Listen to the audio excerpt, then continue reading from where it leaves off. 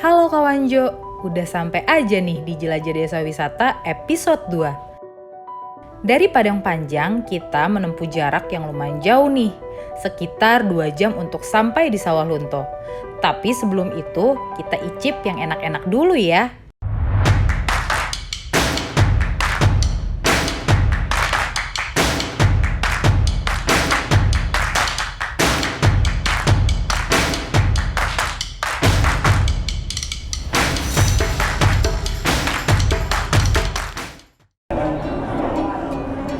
Kawan Jo, jadi aku udah sampai nih di salah satu tempat makan terkenal di Padang. Namanya adalah Sate Mak Syukur yang ada di Padang Panjang. Nah, sebenarnya untuk Sate Mak Syukur ini udah ada loh di Jakarta, terlebih di mall-mall besar yang ada di Jakarta. Nah, sekarang waktunya kita untuk cobain Sate Mak Syukur langsung di Padang Panjang. Konon, Sate Mak Syukur ini udah ada sebelum Indonesia merdeka, tepatnya di tahun 1941. Wah, nggak heran ya, cabangnya ada di mana-mana, termasuk di Jakarta. Bahan sate menggunakan daging bagian rusuk dan juga punuk sapi. Bagian ini dipilih karena memiliki tekstur yang empuk dan sedikit berlemak, jadi menambah cita rasa sate saat dibakar. Pokoknya mantep lah. Setelah isi perut, yuk kita lanjut. Mumpung masih di Padang Panjang, kita langsung arahkan maps ke Bukit Tinggi. Bukit Tinggi ini pernah menjadi ibu kota pemerintahan darurat Republik Indonesia yang dipimpin Perdana Menteri Syarifuddin Prawiranegara setelah Belanda melancarkan agresi militer II ke Yogyakarta. Kota satu ini juga dikenal sebagai kota perjuangan dan tempat kelahiran sejumlah tokoh pendiri bangsa, seperti Muhammad Hatta yang merupakan salah satu proklamator kemerdekaan negara kita tercinta. Oh iya, Bukit Tinggi termasuk salah satu pusat perdagangan grosir terbesar di Pulau Sumatera dan memiliki jam gadang yang tak kalah dengan Menara Big Ben di London loh. Keren ya? Jangan lupa belanja oleh-oleh buat orang rumah. Banyak banget pilihannya. Kita lagi on the way ini ke Istana Pagaruyung. Nah, jadi stay tune terus ya. Istana Baso Pagaruyung terletak di Kabupaten Tanah Datar. Di sana terdapat sisa peninggalan kerajaan Pagaruyung di Sumatera Barat. Yang kita lihat ini bukanlah bangunan asli. Tahun 2007 silam kemarin, bangunan aslinya habis dilahap api. Tapi beberapa peninggalan masih terselamatkan. Oh iya, serunya lagi di sini kamu bisa sewa pakaian adat Sumatera Barat loh. Terus bisa foto-foto deh. Dari Istana Baso Pagaruyung, kita langsung menuju Sawah Lunto. Selain kental dengan sejarahnya, Sawah Lunto punya desa wisata dengan alam yang masih terjaga. Sawah Lunto dikenal sebagai kota penghasil tambang batu bara. Konon, salah satu yang tertua dan terbaik di Asia Tenggara loh. Julukan kota Arang tak lepas dari cerita orang rantai yang menghiasi kisah kelam Sawah Lunto. Kini, setelah cadangan batu bara menipis, Sawah Lunto memanfaatkan jejak sejarahnya sebagai objek wisata. Salah satunya Desa Wisata Ranti. Yuk kita cari tahu. Halo kawan Jo, jadi balik lagi sama aku Willy. Kita udah sampai di Desa Wisata Ranti, Sawah Lunto, Sumatera Barat. Nah, dengar-dengar sih kita mau dibawa ke salah satu air terjun yang paling indah di sini. Jadi kalau kalian mau tahu keseruannya, bisa banget langsung ikutin perjalanan aku bareng sama kakak-kakak yang ada di sini. Yuk, kita jalan. Kali ini kita diajak menyusuri hutan menuju air terjun Sungai Bikan yang ada di Desa Wisata Ranti. Ya, butuh waktu sekitar 45 menit lah untuk sampai di sana.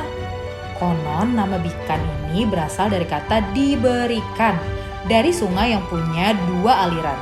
Satu ke Tanjung Palu dan satu lagi ke Desa Wisata Ranti. Sambil menikmati suasana, kita tanya-tanya yuk tentang selayang pandang Desa Wisata Ranti. Orang sini kan banyak kerja di tambang, kerja di ini bertani, berkebun, beternak. Karena tambang batu baranya sudah tidak memproduksi lagi, sudah banyak yang dipensiun, sudah banyak yang dipindah, sedang banyak masyarakatnya sekarang beralih fungsi. Karena di Desa Ranti ini luas wilayah kita 622 hektar. Cuma yang kami garap untuk tegalan cuma 40 hektar. Yang untuk pertanian cuma 50 hektar. Itulah yang dibangun oleh nenek-nenek moyang kami dulu. Di perkebunan tadi sudah dibantu bibit-bibit pinang, bibit getah atau getah karet. Saya terima kasih lah sebetulnya sama pemerintah daerah Solunto yang almarhum Pak Amran Nur. Semenjak itulah wisata di Solunto ini dimajukan. Nah, jadi kita akan serius di dalam visi misi kita itu menjadikan desa Ranti ini desa wisata yang lebih baik. Jaya dibilang jaya, tidak sejaya yang sekarang ini. Kan. Dulu kan mungkin pemikiran dari generasi-generasi dulu itu mungkin belum semodel ini, dan begitu juga support dari pemerintahan waktu itu kan belum sekencang yang sekarang supportnya gitu. Nah, jadi ya mungkin wisata seperti biasa-biasa aja. Kok dulu wisata mungkin musim-musim duren aja. Wisata ke sini ya. Pada awalnya masyarakat dan pemangku adat banyak yang nggak setuju dengan adanya desa wisata ini. Mereka beranggapan dengan banyaknya wisatawan yang masuk ke desa wisata Ranti, nanti budaya yang dibawa oleh wisatawan itu sendiri nanti akan merubah gitu, akan merubah kearifan lokal yang ada di desa kami gitu. Dan yang kedua, mereka beranggapan dengan dibukanya desa wisata Ranti sebagai objek wisata, takut desa kami dijadikan sebagai tempat maksiat. Seiring berjalannya waktu dengan pemerintah desa bersama penggiat-penggiat wisata yang lainnya, bersama stakeholder yang ada di desa, kami mencoba memberikan pemahaman, pendekatan-pendekatan kepada pemangku-pemangku adat dan orang tua yang ada di desa Ranti ini. Jadi alhamdulillah untuk sekarang, insya Allah dan alhamdulillah seluruh stakeholder yang ada di desa wisata Ranti ini sangat mendukung penuh dengan adanya kegiatan atau pengembangan desa Ranti menjadi desa wisata. Kami mencoba sedikit demi sedikit memberikan pemahaman apa sih yang dinamakan desa wisata. Jadi kami membentuklah suatu kesepakatan bersama Nini Mama, kita harus menggalakkan yang namanya itu norma-norma kearifan lokal tadi. Semangat warganya saya rasa mungkin semangatnya tinggi lah gitu. Soal sudah membaur antara pemangku adat, pemuda dan pemerintahan desa gitu. Kami berencana menjadikan ini objek wisata air terjun Bikan ini bukan merupakan spot utama yang ada di desa wisata Ranti.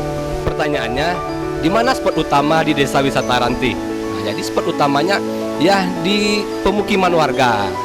Tahun 2012 itu kami sudah sukses melaksanakan seminar silat dunia Melayu Islam Asia Tenggara itu. Jadi ada Brunei Darussalam yang nginap di sini, ada orang Malaysia yang nginap selama 3 hari. Tapi alhamdulillah kata Sawalunto, bukan kata kami. Ranti ini adalah yang the best. Nah, the best in the best. Karena alamnya masih terjamin, itu begitu. Nah, jadi kami tetap melaksanakan apa yang kami laksanakan di situ, menjaga keaslian alam kami.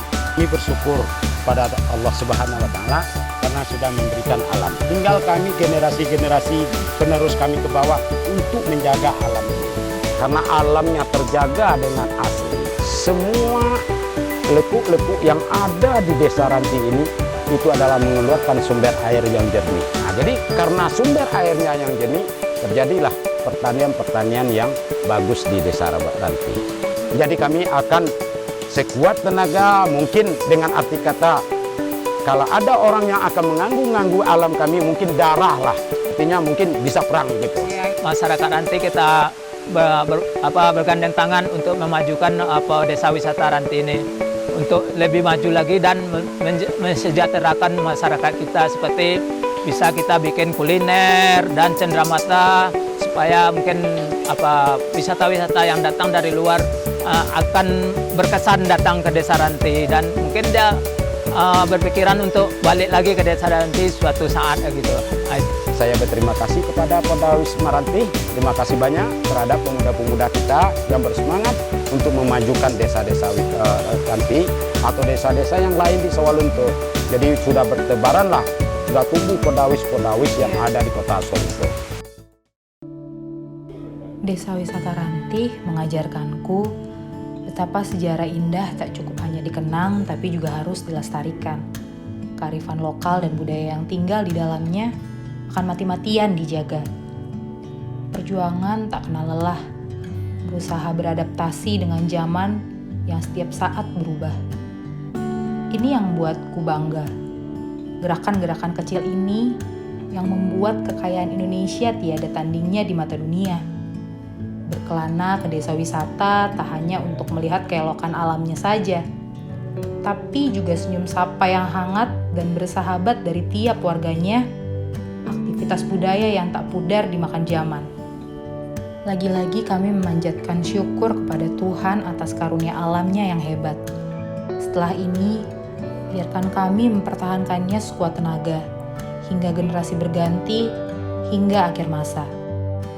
Ini adalah akhir penjelajahanku di Sumatera Barat, nagari Minangkabau yang indah dan berbudaya. Setelah ini, aku akan menyeberang ke Pulau Jawa, tempat di mana asa dan senyum lainnya siap menyapa.